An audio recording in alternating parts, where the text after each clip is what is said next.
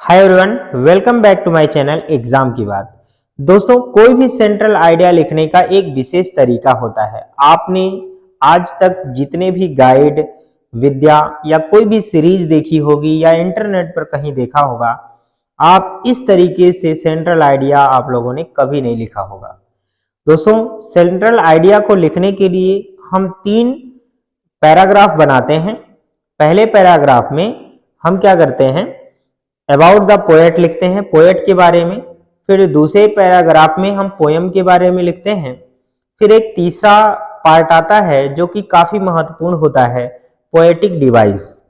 अगर इन 3 स्टेप को अगर आप फॉलो करते हैं तो आप सेंट्रल आइडिया लिखने में मास्टर हो जाएंगे। तो आइए देखते हैं, आज हम सेंट्रल आइडिया करेंगे पहले चैप्टर का, जिसका नाम है माई मदर एट 66। आप इस सेंट्रल आइडिया को देखकर कहेंगे वाह क्या बात है, ऐसा सेंट्रल आइडिया आप लोगों ने इससे पहले कभी नहीं देखा होगा। तो आइए शुरू करते हैं बिना देर किए हुए वीडियो को। तो सबसे पहला यहाँ पर हमारा पार्ट है, यह पहला हमारा ये चीज लिखा हुआ है, इतना जो पार्ट दिख रहा है आपको, ये पहला पैराग्राफ है जिसमें हम पोएट के बारे में लिखेंगे। ठीक है, चलिए स्टार्ट करते हैं। यहाँ पर हमारा ये होगा, पहला कह रहा है कि ageing is a natural process for all living things.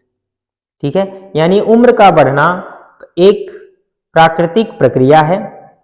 My mother at 66 is a famous lyric of Kamala Das. My mother at 66 Kamala Das का प्रसिद्ध गीत है। फेमस का मतलब प्रतीक होता है, लिरिक मतलब गीत होता है। Who was a popular Indian poetess, जो कि एक प्रसिद्ध भारतीय कवित्री हैं, ऑफ इंग्लिश लिटरेचर, अंग्रेजी साहित्य की। In this poem she has expressed, in this poem, इस कविता में, शी हैज एक्सप्रेस्ड, उन्होंने एक्सप्रेस किया है, व्यक्त किया है, हर डीप लव, अपना गहरा प्रेम, एंड अटैचमेंट यानी जुड़ाव, टुवार्ड्स हर मदर, अपने माँ की ओर, टुवार्ड्स का मतलब होता है की ओर। इन ए पैथेटिक मैनर, पैथेटिक का मतलब होता है मित्र दयनीय, और मैनर का मतलब तरीका, दयनीय तरीके से। तो इस प्रकार से आप इसे देख सकते हैं। ठीक है, अब ये हमारा दूसरा पार्ट होगा। दूसरा पार्ट है ये हमारा पोयम का पार्ट। पोयम के पार्ट में क्या क्या बातें हैं इनको समझते हैं हम। यहाँ पर while driving from her parents' home to Cochin airport, while driving from her parents' home, जब वह अपनी माता पिता के घर से हवाई अड्डे पर कोचीन को जा रही थी, जाते समय, the poetess notice her mother face, यानी कवित्री ने क्या किया, अपनी माँ के चेहरे पर ध्यान दिया। She was in the last phase of her life, वह अपने जीवन के अंतिम चरण में थी, है ना। फेज का मतलब चरण होता है। और फिर आगे देखेंगे इसमें क्या लिखा गया है, her face was dull and lifeless like that of a corpse. Her face, उनका चेहरा, वाज डल मतलब भद्दा था, एंड लाइफलेस और निर्जीव था, like that of a corps. Corps का मतलब होता है शव, एक मृत शव की भांति निर्जीव था। सी बिकेम वेरी सैड, वह बहुत दुखी हो गई। टू थिंक, सोचकर दैट की, सी वुड पास अवे सून, वह जल्दी ही गुजर जाएंगी। पास अवे का मतलब होता है गुजरना या मर जाना, वह जल्दी ही मर जाएंगी। टू कम आउट, यहां पर देखिएगा, टू कम आउट मतलब बाहर आने के लिए, दीज निगेटिव थॉट, इस नकारात्मक विचार से, यानी इस नकारात्मक विचारों से बाहर आने के लिए, सी डाइवर्टेड हर अटेंशन, उन्होंने अपने ध्यान को डाइवर्ट कर दिया यानी बदल दिया। एंड लुक्ड आउटसाइड, और बाहर देखी, ऑफ द कार के बाहर। ठीक है, इस प्रकार से आप समझ रहे होंगे, उम्मीद है।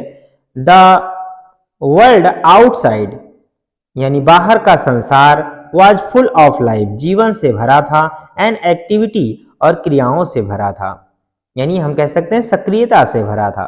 The trees seemed the trees seemed to be running very fast, यानी पेड़ सीम्ड माने प्रतीत होते थे, टू बी रनिंग दौड़ते हुए, वेरी फास्ट मतलब बहुत तेजी से, and the children looked happy और बच्चे खुश दिख रहे थे, व्हाइल मूविंग आउट दियर होम्स जब वो अपने घरों से बाहर निकल रहे थे। आगे देखेंगे, आफ्टर द सिक्योरिटी चेकअप, यानी आफ्टर का मतलब बाद होता है, सिक्योरिटी का मतलब होता है सुरक्षा, चेकअप मतलब जांच। एट द एयरपोर्ट, एयरपोर्ट का मतलब हवाई अड्डा, हवाई अड्डे पर सुरक्षा जांच के बाद सी लुक्ड अगेन उन्होंने दोबारा देखा, at her mother's pale and lifeless face, अपनी माँ के, पेल मतलब होता है पीले, एंड लाइफलेस यानी निर्जीव, या हम कह सकते हैं कि रूखे हुए, निर्जीव फेस मतलब चेहरे को। उन्होंने दोबारा अपनी माँ के पीले निर्जीव चेहरे को देखा। हाइडिंग हर टीयर्स अपनी आंसू को छुपाते हुए, सी सेड उन्होंने कहा, सी यू सून अम्मा, अम्मा जल्दी मिलते हैं। अब इसके बाद देखिएगा क्या हो जाएगा, इसके आगे देखेंगे मित्रों, फिर आगे कह रहे हैं कि दस द पोयम, इस प्रकार पोयम इज बेस्ड यानी आधारित है, on the theme of advancing as, यानी उम्र के बढ़ाव के आधार पर आधारित है। And the fear of loss, और फियर मतलब डर, ऑफ लॉस का मतलब खोने, और खोने के डर पर आधारित है। And separation associated with it, और अलगाव इससे जुड़ा हुआ है। अब हम इसका अगला पार्ट करेंगे जिसे हम कहते हैं कि पोएटिक डिवाइसेस। मित्रों ये पार्ट ना शायद आप लोगों ने कभी किसी भी किताब में कहीं पर शायद ही कभी देखा होगा, ये बहुत ही बेस्ट पार्ट है। आपको कोई भी पोयम का सेंट्रल आइडिया लिखना हो तो ये पार्ट जरूर देखिएगा, और ये पार्ट आप लिखते हैं ना तो 100% आपको बेहतर नंबर मिलने के चांसेस रहेंगे। आपने ऐसा कभी नहीं देखा होगा। तो आइए शुरू करते हैं आज की ये टॉपिक को भी, ठीक है। यहाँ पर देखिए क्या लिखा है, पोएटिक डिवाइसेस, यानी पोएट अपने कविता में क्या क्या चीजें यूज करता है। जैसे यहाँ पर अलंकार सिमिल का यूज हुआ है, यानी हम कह सकते हैं फिगर ऑफ स्पीच है। Her face ashen like that of a corpse, उनका चेहरा एसन मतलब राख की तरह था, like that of a corpse, एक कॉर्प्स का मतलब 100, एक 100 की तरह था। तो यहाँ पर क्या हुआ, तुलना हुआ है, लाइक आया है ना, लाइक आएगा तो तुलना होता है, लाइक या एज आ जाए तो ये सिमिल कहलाता है।